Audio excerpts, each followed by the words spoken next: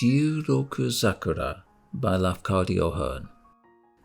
In Wakagori, a district of the province of Iyo, there is a very ancient and famous cherry tree called Jiuroku Sakura, or the cherry tree of the 16th day, because it blooms every year upon the 16th day of the first month by the old lunar calendar, and only upon that day. Thus, the time of its flowering is the period of great cold, though the natural habit of a cherry tree is to wait for the spring season before venturing to blossom. But the Jiuroku Sakura blossoms with a life that is not, or at least was not originally, its own. There is the ghost of a man in that tree. He was a samurai of Iyo, and the tree grew in his garden, and it used to flower at the usual time, that is to say, about the end of March or the beginning of April.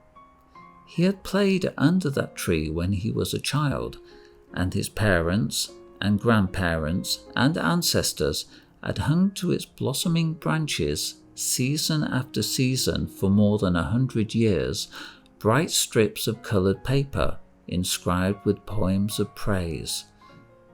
He himself became very old, outliving all his children, and there was nothing in the world left for him to love except that tree.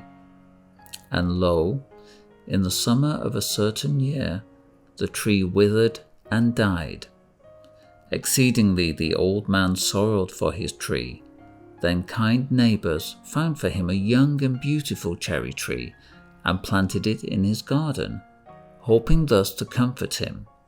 And he thanked them and pretended to be glad, but really his heart was full of pain, for he had loved the old tree so well that nothing could have consoled him for the loss of it.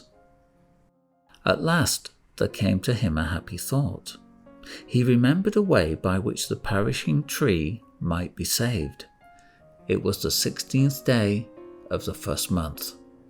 Alone he went into his garden and bowed down before the withered tree and spoke to it, saying, "Now, Dane, I beseech you once more to bloom, because I am going to die in your stead."